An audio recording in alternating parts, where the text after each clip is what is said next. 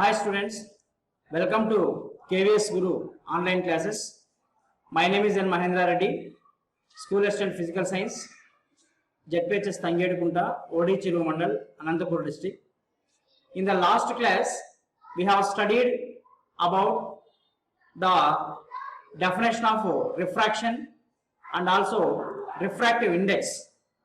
Okay, so in this class, we are going to discuss about the relative refractive index. So refractive index is defined as the ratio of speed of light to speed of medium. Okay, now what is meant by relative refractive index? So what does it indicates? Let us discuss about them. The refractive index of a medium with respect to another medium, okay, is defined as the ratio of speed of light in first medium, speed of light in first medium to the speed of light in the second medium, speed of light in the second medium. Okay, so that is known as a refractive index. Refractive index of a medium with respect to another medium is defined as the ratio of speed of light in first medium to the speed of light in the second medium. Okay, let us consider the speed of light in first medium as V1, okay, and speed of light in second medium as V2. Okay, so then refractive index of second medium, refractive index of second medium with respect to first medium, with respect to first medium. So how should we should represent it? Okay, so that is N21, that should be represented as N21. Sometimes we can represent it as mu21 also, mu21 also. Okay, so that means refractive index of medium 2 with respect to 1, with respect to 1. Okay, so now N21 is equals to speed of light in medium 1 by speed of light in medium 2. Okay, so what is the speed of light in medium 1? That is V1. Okay, what is the speed of light in medium 2? That is V2. Okay, so now divide both numerator and denominator with a constant C. With a constant C. Then N21 is equals to V1 by C by V2 by C.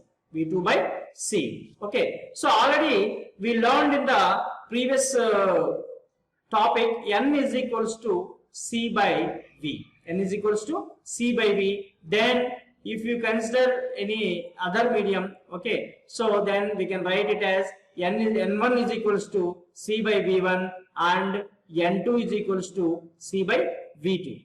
N2 is equals to C by V2. Okay, so here we have V1 by C. We have V1 by C. Okay, so that means here that implies V1 by C is equals to 1 by N1. And in the same way, V2 by C is equals to 1 by N2. Okay, so substitute these values instead of V1 by C and V2 by C. Okay, instead of V1 by C we can substitute 1 by N1. Instead of V2 by C we can substitute 1 by N2. Okay, so now what we will get? Okay, so 1 by N1 by 1 by N2. So that is equals to 1 by N1 into N2 by 1. Okay, so that is equals to N2 by N1. N2 by N1. So what does it represent? That represents refractive index of second medium with respect to first medium. Okay, so this is relative refractive index. Okay, so this relative refractive index also doesn't have any units. Okay, so I have understood what is meant by relative refractive index. So relative refractive index is defined as the ratio of speed of light in first medium to speed of light in second medium, or okay, we can define in another way also. Okay, refractive index of second medium second medium by, okay, so refractive index of first medium. Refractive index of first medium. Okay. So in this way also we can define. So N21 means refractive index of second medium with respect to first medium is equals to refractive index of second medium by refractive index of first medium. So in the same way we can define N12 also. N12 means refractive index of first medium with respect to second medium. So then that can be written as N1 by N2. So that means refractive index of first medium with respect to second medium is equals to, that is the ratio of refractive index of first medium to second medium. Okay, so this is about relative refractive index. Okay. So now let us discuss about the relation between angle of incidence and angle of refraction.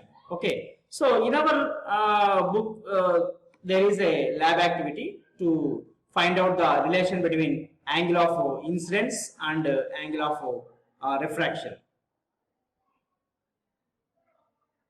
Angle of incidence and angle of refraction. Okay. So for that purpose, the materials required are a plank, a white chart, protractor, scale, okay, one semicircular glass disc of mainly thickness 2 centimeters, pencil, okay, and laser light. Okay. So the total procedure I explained through the activity. Okay, so you can observe the activity. Okay, so after that we can find out the relation between angle of incidence and angle of refraction. So let us discuss about them. So our aim is here to show the relation between the angle of incidence and the angle of refraction. Okay, now what are the apparatus required? Okay, so one is a cardboard and a white paper or a white chart, okay, and a pencil, protractor, scale, laser light, a semicircular disc, glass disc. Okay, so these are the apparatus required. Now let us discuss about the procedure. Okay, so now take a cardboard and paste a white chart on the cardboard, okay, and draw two perpendicular lines. That is one line. This is act as a normal n dash, okay, and another horizontal line, okay, which is known as m dash. Okay, this indicates the interface of the media. Okay, this is the boundary of the two media. Now take a protractor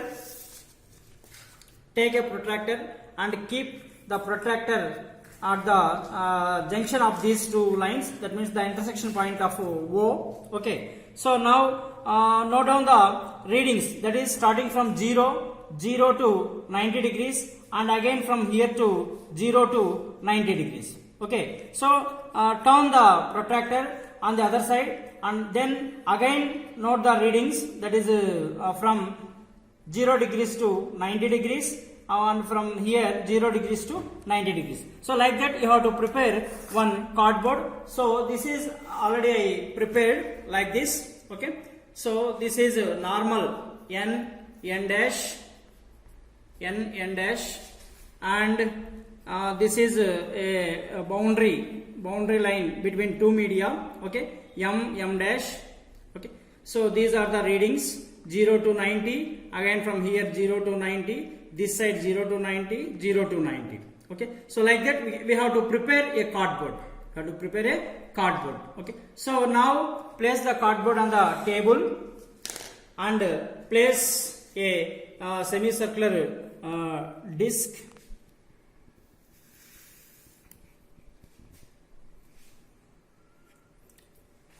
So by taking the laser light, focus on 10 degrees for angle of incidence. Okay, so for 10 degrees angle of incidence, note down the angle of refraction through the glass slab on the other side. Okay, so next change the angle of incidence to 20 degrees. Okay, so now the angle of incidence is 20 degrees. For the angle of incidence 20 degrees, note down the angle of refraction. Okay, so next for 30 degrees. Okay, so for 30 degrees angle of incidence, note down the angle of refraction. So next for 40 degrees. So 40 degrees, for 40 degrees angle of incidence, note down the angle of refraction. Okay, so like that only for 50 degrees. Okay, so at least 5 readings we have to take. Okay, so like that we have to take the readings. Okay, now note down the values in the table. Note down the values in the table. I values in one table, R values, then calculate the sin I values and the sin R values, and finally calculate sin I by sin R values. Okay, so what you will conclude from that sin I by sin R?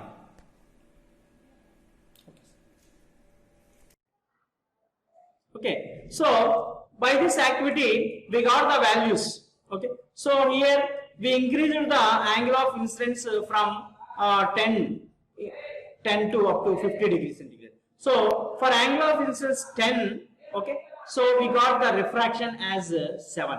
For 20 we got the angle of refraction as 14. For 30 18. For 40 24. For 50 28, like that. Okay, so then we calculated the sin I values, okay, for all the angle of incidence, and also sin R values for all R values. Okay, so then again we calculated sin I by sin R. Okay, so finally we got a constant 1.53. So that is the refractive index of the material we used. Okay, so here by this experiment, what relation we obtained means that is when you observe the values of I and R. Okay, so I values are greater than R. That means here the angle of refraction is less. That means here this is denser medium. Okay, so that means when the light ray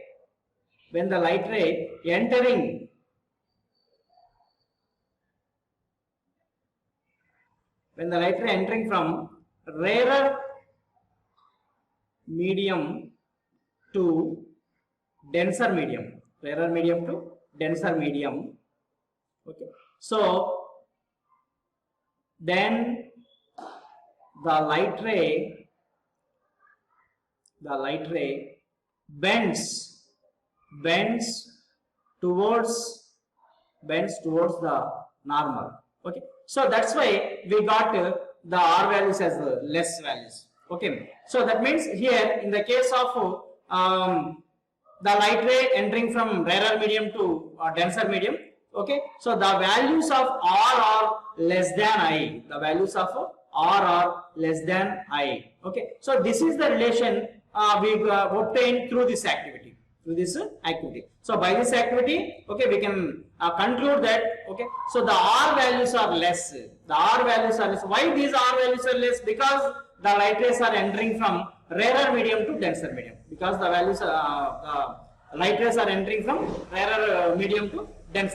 Okay, so this is the result obtained by this activity. Okay, so next we can go for next topic, that is another activity. Okay, so in the same procedure. Okay, so the procedure is the same like as we done in the case of previous activity. We have to prepare a cardboard like this. Okay, but here we have to take straws. So here this is one straw, and here this is one straw. Okay, so then afterwards the procedure I explained through the activity. Okay, so you can observe that activity. Okay, so now I am adjusting the bottom straw at 10 degrees, at a 10 degree. So this is angle of incidence. This is the angle of incidence. Now I am keeping this cardboard in water. This cardboard in water, and I am observing the straw from air. Okay, so now I want to make both the straws in straight line. So I am making the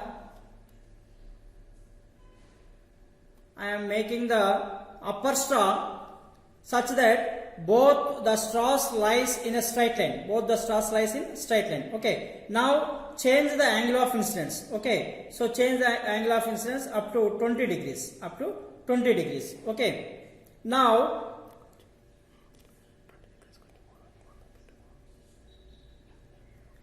so adjust like that. Okay, making a angle of incidence 20 degrees. Now again see the straw from air. Okay, so adjust the upper straw. Adjust the upper straw such that both lies in straight line. Both lies in straight line.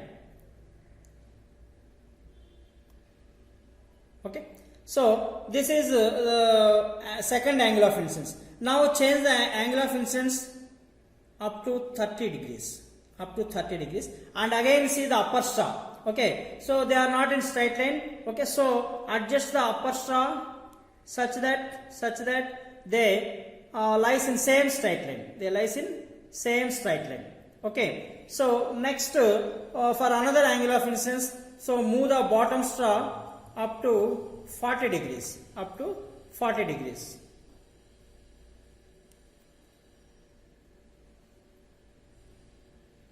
Okay, so when you observe the upper straw, that is not in straight line. Okay, so you have to adjust the straw such that it should be in straight line. It should be in straight line with the bottom straw. Okay, note down the angle of refraction. Okay, so like that we have to take at least 4 readings of angle of incidence and angle of refraction. Okay, and note down the values in the text.